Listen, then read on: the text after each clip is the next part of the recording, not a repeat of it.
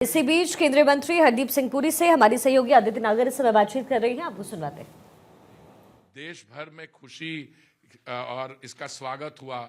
अब इसमें विपक्ष के कुछ लोग हैं जो चुनाव पे चुनाव में असफल रहते हैं, जिनको इन चीजों की समझ नहीं है। मैं आपको इनके एक नेता हैं, उनका नाम है श्री राहुल गांधी जी।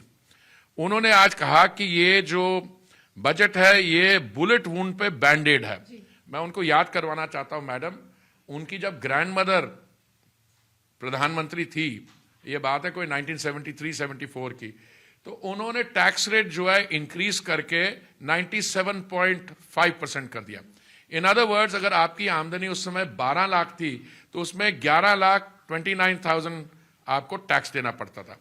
जब कांग्रेस की सरकार थी 2014 में, उसमें क्या था कि आप 2.5 लाख की लिमिट थी, उसको हमने 5 गुना बढ़ा के इसको 12 लाख किया। और अभी क्या है, this is a process which is under way. The idea is to put more money in people's pocket so that's more power to the nation. और उसके अलावा एक और जो चीज देखिए, ये सिर्फ मिडिल क्लास के लिए नहीं हुआ।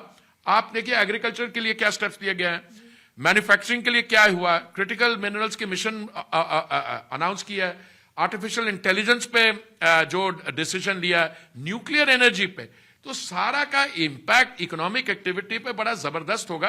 तभी इस बजट का ऐसा शानदार स्वागत हो रहा है। सर, एक चीज समझना चाहते हैं, खर्चा आपने बता दिया, आपने जो भारत की जो इकोनॉमी का टैक्स एक बहुत बड़ा पिलर था, लेकिन आमदनी कैसे होगी जब टैक्सेशन में इतनी आपने राहत दे दी, तो कहां से फिर ये किस जगह से एक्टिविटी बढ़ेगी तो आमदनी होगी ना। फॉर इंस्टेंस मैं आपको बताता हूं, अब कोई सेक्टर ले लीजिए, आप ले लीजिए रिफाइनिंग सेक्टर, ठीक है। जब आप रिफाइनिंग बढ़ाते हो, हमारी रिफाइनिंग कैपेसिटी कुछ, जब मैं मंत्रालय से जुड़ा तो उस समय क्या 256 million metric tonne per annum थी। अभी जो हमने निर्णय लिया, आने वाले समय में that is going to go up to 310 million metric tonne per annum. क्या होगा, ज्यादा क्रूड रिफाइन होगा, पेट्रोकेमिकल्स बढ़ेंगे। जहां पे भी रिफाइनरी लगती है एकदम इकोनॉमिक एक्टिविटी बढ़ जाती है। इकोनॉमिक एक्टिविटी बढ़ेगी, लोगों को आमदनी होगी तो फिर खर्चा होगा। अभी ऐसा लग रहा था कि क्योंकि टैक्स बेस हमारी छोटी है, अब टोटल टैक्सेस जो रिटर्न्स फाइल होते हैं कोई 7-7.5 करोड़ होते हैं, जिसमें एक्चुअल टैक्स पेयर्स हैं कोई 2-2.5 करोड़। तो लोग ये कहते थे कि इन पे बर्डन है। इसलिए मैं समझता हूं कि एक्सीलेंट डिसीजन जो आज हुआ है कि उस एग्जेम्पशन लिमिट को 7 लाख से लेके 12 लाख कर दिया, और उसके साथ जो बाकी कंसेशंस मिले हैं, बाकी चीजें, इससे कंजम्पशन बढ़ेगी, डिमांड बढ़ेगी, और इससे इकोनॉमिक बूस्ट मिलेगी। जो हमारा रेट ऑफ ग्रोथ अगर मान लीजिए 6.8% होने वाला, it will take it beyond 7 to 8। Capital investment के साथ साथ हमने कंज्यूमर बेस्ड इकोनॉमी की, लेकिन सर समझने की बात यह है कि अक्सर स्ट्रेटेजिकली या पॉलिटिकली देखा जाता है कि ऐसा इतना बड़ा जो बदलाव है वो चुनाव के आसपास होता है 2024। अब कहा जा रहा है कि ये तो बिहार और दिल्ली, तो दिल्ली इसका कितना इंपैक्ट देखने को मिलेगा? अरविंद जी ने कहा मिडिल क्लास और मिडिल क्लास के लिए नहीं, पहले आप ये मान के चलिए कि जब तक 1 नेशन 1 पोल नहीं होगा, तब तक 5 सालों में, जो लोकसभा के 5 साल होते हैं, बीच में कहीं ना कहीं तो चुनाव होगा। अब उसको उसके साथ जोड़ना मैं समझता हूं बिल्कुल गलत है।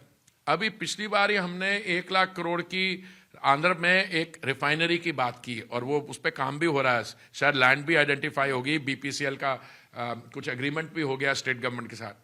वहां पे कोई चुनाव तो नहीं था। नहीं, वो तो कोई ना तो कोई आप जोड़ लेंगे। पर मैं आपको एक और चीज बताना चाहता हूं, देश में 2014 में 74 हवाई अड्डे थे, कुछ बड़े हैं, 150 से ज्यादा हो गया।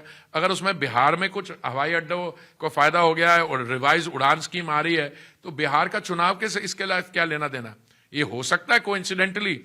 अब दरभंगा में, मिथिला रीजन में दरभंगा में, जब मैं सिविल एविएशन मंत्रालय के साथ जुड़ा हुआ था, हमने एक एयरपोर्ट खोला। फंटास्टिक उस पर ग्रोथ हुई एयरपोर्ट पे, चढ़ती वो टुडे इट हैज, जो वहां का माइग्रेंट वर्कर होता है वहां से यूटिलाइज करता। हमें वायबिलिटी गैप फंडिंग की देने की जरूरत भी नहीं पड़ी, ऑटोनोमसली एयर ट्रैफिक बढ़ा। तो देखिए, देश भर में डेमोक्रेसी जिसकी एक्सरसाइज हमेशा होगी, उसके साथ प्रगति होगी, उसके साथ विकास होगा।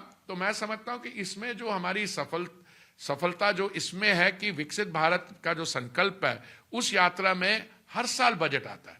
हर साल बजट में कुछ ऐसी विशेष चीजें होती हैं। आपने कैपिटल एक्सपेंडिचर की बात की, मैडम आपको बताऊं, पिछले कई साल से कैपिटल एक्सपेंडिचर जो इंफ्रास्ट्रक्चर में जिसका प्रभाव पड़ता है, वो 30% हर साल बढ़ता गया है। तो इस साल वो 10 लाख करोड़ शायद खर्चा उसका एक्सपेंडिचर था, पर उन्होंने उस पर रोका नहीं है, उसको भी फिर 11.21 लाख करोड़ कर दिया। पर आप कैपिटल एक्सपेंडिचर सिर्फ इस प्रोविजनिंग में नहीं देखिए। अगर आप न्यूक्लियर इंडस्ट्री में जा रहे हैं तो वहां पे भी कैपिटल एक्सपेंडिचर होगा। आप अगर शिप बिल्डिंग में जा रहे हैं तो वहां पे भी होगा। आप जो भी करेंगे कैपिटल एक्सपेंडिचर, और इस बारी खास करके पीपीपी की भी बात की है।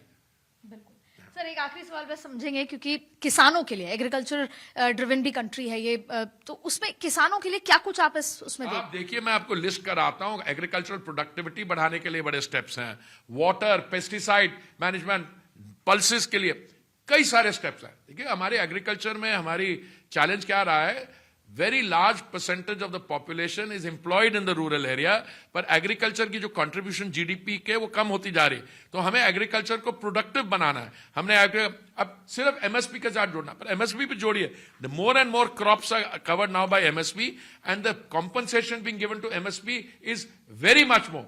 तो एक किसान क्रेडिट कार्ड जो पहले 3 लाख रुपए होता, अब उसको 5 लाख कर दिया। मैं आपको उसे गिनाने छोटी लगती है, उम्मीद करती हूँ वो चुका पाएंगे, पहले वो 3 लाख भी नहीं चुका पा रहे। नहीं, वो तो दूसरी बात है।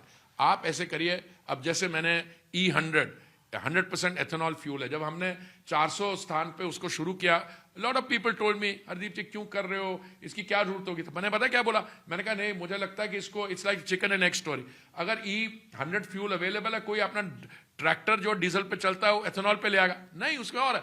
जब लोगों ने देखा कि E100 अवेलेबल है, पिछली जो भारत मंडपम में भारत मोबिलिटी का वो एग्जीबिशन हुई, जब मैं अंदर जा रहा था, किसी ने मेरे कान में विस्पर किया, 19 flex fuel vehicles are going to be launch. मैंने सोचा प्रोटोटाइप है, नहीं मैडम प्रोटोटाइप नहीं है, ये 3 से 6 महीने में आने वाली। सो दैट रेवोल्यूशनरी स्केल पे चेंज। एक बहुत बड़ा कार्यक्रम एनर्जी को लेकर वो अभी होने वाला 11 से 14 को, बहुत, और it's the second largest show on energy in the world. So the point I am making to you is this budget is a feel good, welcome, big boost to all sectors. बहुत बहुत शुक्रिया। लेकिन सब निर्मला सीतारमण जी को शुक्रिया कर रहे हैं। कुछ लोग हैं बड़ी संख्या में जो चाहते हैं कि आपके पिटारे से भी कुछ निकले और पेट्रोल के दाम भी कम हो। कैसे लगता है? तो 3 साल में पिछले 3 साल में भारत एक देश है दुनिया में जहां पे कम हुआ है, पर अगर ईश्वर चाहेगा इंटरनेशनल क्रूड प्राइसेस कम होंगी और बाकी चीजें होंगी तो why not, we'll look at lower prices there also. Thank you so very much sir। तो ये थे हमारे साथ हरदीप सिंह पुरी जी, जिन्होंने तमाम मुद्दों पर, चाहे फिर वो विपक्ष को बेबाकी से जवाब हो या बजट में क्या कुछ पिटारे में हो, सब कुछ भारत 24 से बातचीत में बताया।